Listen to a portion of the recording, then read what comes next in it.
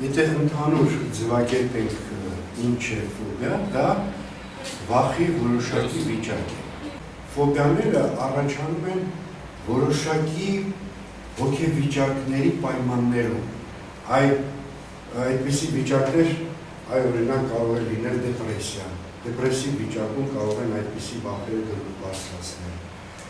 Ֆոբիաները կարող են լինել, ասենք թե, սևեռուն նևրոզների շրջանակներում։ Մեր բանակում ծառայելը, գիտեք, որ այսօր հայրենասիրության, այսպես, ոնց ասել,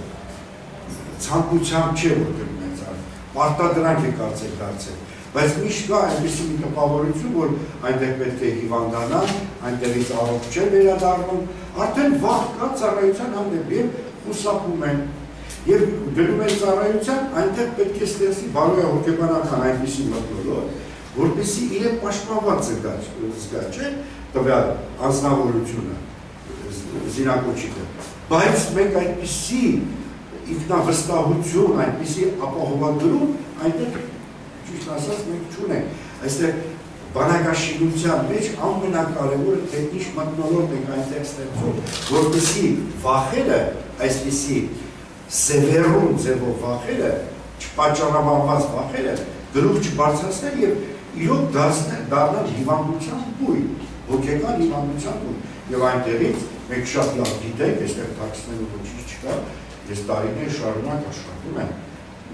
մեր ծառայությունում, գալիս են հիվանդ, ուրեմն զորացրված անձինք, այո, վախերով տոգորված, եւ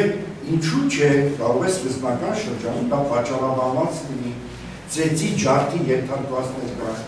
նայած տրամադրվածություն, կարող է լինել ծեծ, կարող է լինել, ասենք թե հարաբերությունների խեղում, այնպես դրված չէ հարաբերությունները, բարոյա հոգեբանական մթնոլորտի մասին, որ ասացի, այո, այնտեղ ինչպիսի վերաբերմունք է ստեղծվում, ասենք թե կա վերաբերմունք հին ծառայողի և նոր ծառայողի միջև սպա և զինվոր հարաբերության մեջ։ Ահա, այսպիսի բան է։ Ակնհայտորեն դրսևորվում է երկու հիմնական վախ, որոնք իհարկե անհանգստացնում են, և դա խմբային վախեր են։ Առաջին վախը դա վաղվա օրվա վախն է, որը շատ խիստ արտահայտված է, և որը ստեղծում է մի իրավիճակ, երբ որ մարդը ոչ միայն համոզված չէ, որ վաղվա օրը կլինի իր մոտ, այլ նաև վախենում է նույնիսկ մտածել և պլանավորել։ Երկրորդը, որը շատ ևս անհանգստացնող է և բերել է այն երևույթին, որը մենք բոլորս դիտարկում ենք և ավելին, որի մասն ենք հանդիսանում ենք, դա ակտիվության վախն է։ Այսինքն մարդիկ խուսափում են ընդհանրապես որևէ կերպ իրենց դրսևորել։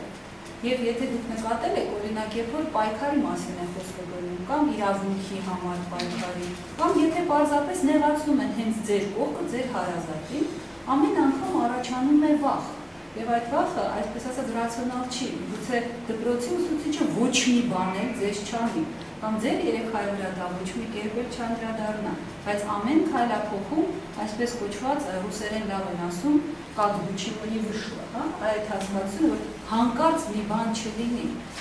Եվ ես չի ասի, որ այս վախը չունի հիմքեր, իհարկե ունի, դա կապված է նաև ընդհանուր